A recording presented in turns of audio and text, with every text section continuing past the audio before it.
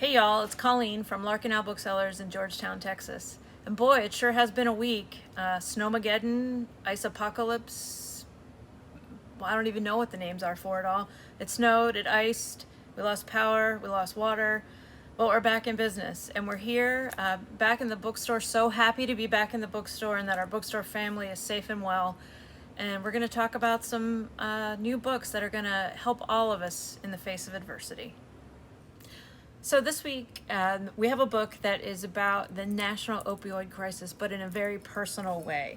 Under Our Roof, A Son's Battle for Recovery, A Mother's Battle for Her Son, is by Madeline Dean, the mother, and Harry, her son.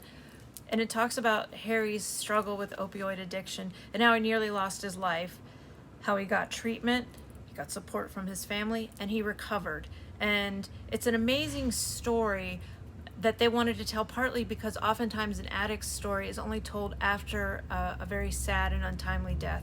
And this story has been told after a hopeful, uplifting recovery that also teaches us about the opioid crisis. And it's really a lovely and moving book.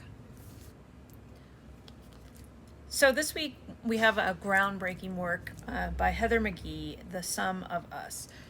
She's a social and economic policy expert, and she did a really deep dive into the data that examines how much racism and racist policies cost us as a society.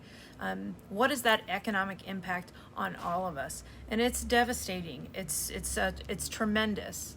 And so she not only talks about what those policies and actions are, but she also takes us into a place where we can figure out how to change them, how to improve things, and how cutting out racist policies in our society will lift us all up economically and otherwise. So this book isn't new this week, but I just read it this week in one sitting all through the night, and I just want to talk about it. It came out a couple of weeks ago. It's Amber Ruffin and Lacey Lamar. They are sisters, and the book is You'll Never Believe What Happened to Lacey, Crazy Stories About Racism. And that's exactly what it is.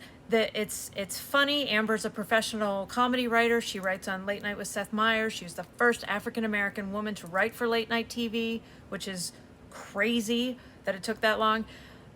And these are true stories mostly from Lacey's life, and they're very funny, but they're also horrifying. And that is a true art, that we can access these stories, but they're moving, but you're also going to laugh at them, and then you're going to start looking around you and trying to figure out, am I part of this? Have I contributed to a story like this? Or what can I do to help?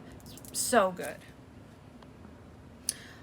Another first this week is We Had a Little Real Estate Problem by Cliff Nesterhoff. It's the unheralded story of Native Americans in comedy, which I didn't even know there was a history of Native Americans in comedy, to be honest with you.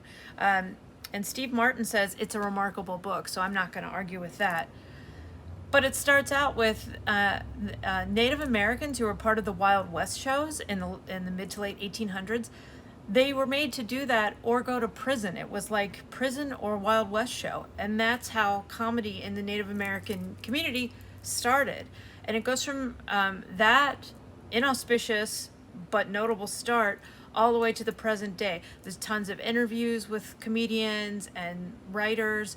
And it's really an amazing and just to me really unthought about bit of American history, but also I love comedy writers and stand-up and all of that, and so it's really, really great for people who love any of those things.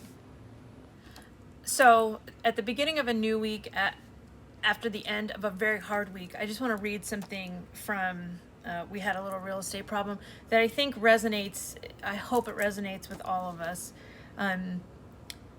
Where he says, "The American narrative dictates that Indians are supposed to be sad. It's not really true, and it's not indicative of the community experience itself.